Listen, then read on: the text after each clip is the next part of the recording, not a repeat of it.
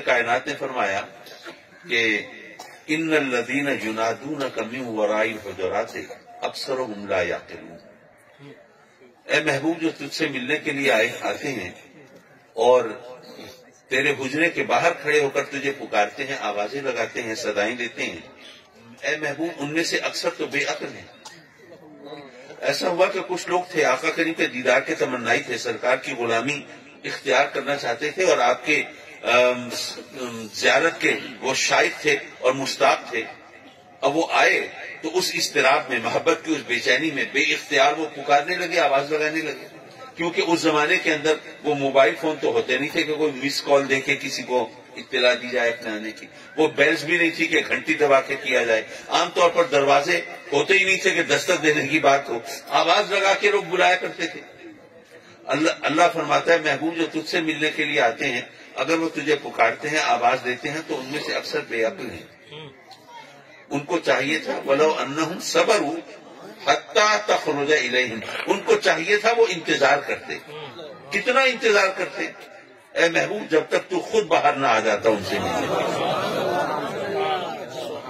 مولا یہ بات کو سمجھ میں نہیں آئی۔ آپ ہی سوچئے، آپ فرض کیجئے آپ کا کوئی دوست آپ سے ملنے کے لیے آیا ہے، اب ملنے کے لیے آیا تو اس نے آ کے گھنٹی نہیں بجائی، دستک نہیں دی، آواز نہیں دی، آپ کو مس بیل بھی نہیں دی، کسی کے ہاتھ میسج بھی کنوے نہیں کیا، کھڑا ہو گیا انتظار میں، جی آپ سے ملاقات ہو جائے گی، آپ آئیں گے۔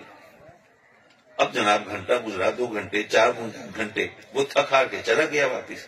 اگلے دن کہیں وہ دوست مل گیا آپ کو محفل میں، وہ جناب گرج برس پڑا، بڑے دوستی کے دعوے کرتے ہو، 4 گھنٹے کھڑا رہے بندہ، ملاقات ہی نہیں ہوتی، تشریف ہی نہیں لاتے صاحب ملنے کے لیے۔ آپ حیران پریشان، بھائی آپ کب آئے تھے؟ میں کل شام کو آیا تھا۔ کل شام تو میں بھائی گھر پہ تھا، آپ نے دستک دی تھی؟ نہیں جی دستک تو نہیں دی میں نے۔ بھائی گھنٹی بجائی تھی، آواز لگائی تھی؟ نہیں جی یہ حرکت بھی نہیں کی۔ بھائی کسی کے ہاتھ پیغام بھجوایا تھا؟ نہیں جی پیغام بھی نہیں بھجوایا۔ تو آپ کہیں گے جناب آپ بے وقوف ہیں، احمق ہیں، ابھی تو آپ 4 گھنٹے کھڑے رہے، ساری رات کھڑے رہتے، میں کیا کرتا ہوں؟ بھئی آپ آئے تھے، گھنٹی بجاتے، دستک دیتے، آواز لگاتے، کسی کے ہاتھ پیغام بھجواتے اور میں نہ آتا، تب تو آپ کا شکوہ درست تھا، لیکن اس طرح آپ کھڑے رہے تو میں کیا کروں؟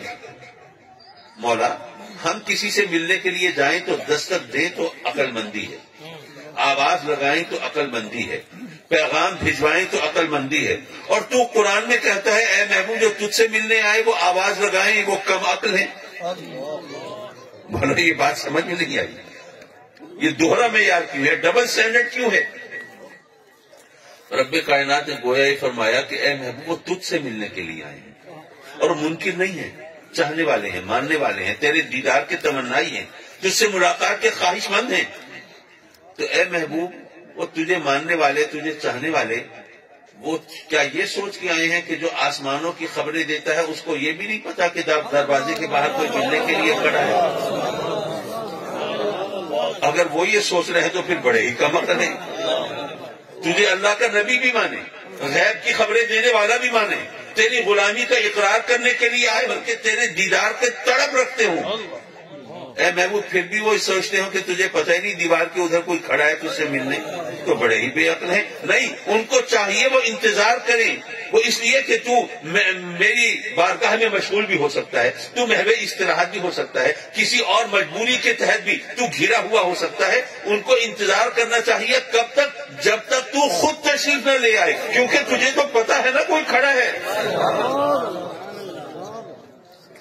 اچھا اب تک جو ہوا اے محبوب و محبت کے اضطراب میں ہوا، بے چینی میں ہوا، تب اس تڑپ میں ہوا، طلب میں ہوا، اس خواہش اور حسرت کے تحت ہوا، تیرے ملاقات کے اضطراب میں ہوا، لیکن اے محبوب اب میں نے بتا دیا ہے نا، تو اب ذرا خیال رہے جو کچھ ہوا، لہم مغفرۃ و اجر عظیم، ان کے لیے مغفرت بھی ہے، اجر عظیم بھی ہے، اگر وہ انتظار کریں اور اب آئندہ خیال نہ کریں۔ ان کو میں نے بخش دیا، بے چینی تھی کوئی بات نہیں، لیکن اب میں نے بتا دیا ہے، آئندہ اگر کسی نے یہ خیال کیا کہ تجھے نہیں پتا ہوتا دیوار کے ادھر کوئی کھڑا ہے کہ نہیں، کوئی منتظر ہے کہ نہیں، تو اے محبوب پھر میری پکڑ سخت ہوگی۔ ابھی تو یہ محبت کی بات تھی، تو میں نے ان کو تلقین کر دی کہ ان کو کم عقلی سے کام نہیں لینا چاہیے اور ان کو انتظار کرنا چاہیے. اب اس وضاحت کے بعد اگر پھر کوئی اسی راستے پہ چلتا ہے، اللہ کے روکنے کے بعد، منع کرنے کے بعد اور انہیں احساس دلانے کے بعد بھی اگر کوئی ضد پہ آتا ہے، کہتا ہے کہ نہیں انہیں نہیں پتا دیوار کے ادھر کیا ہے،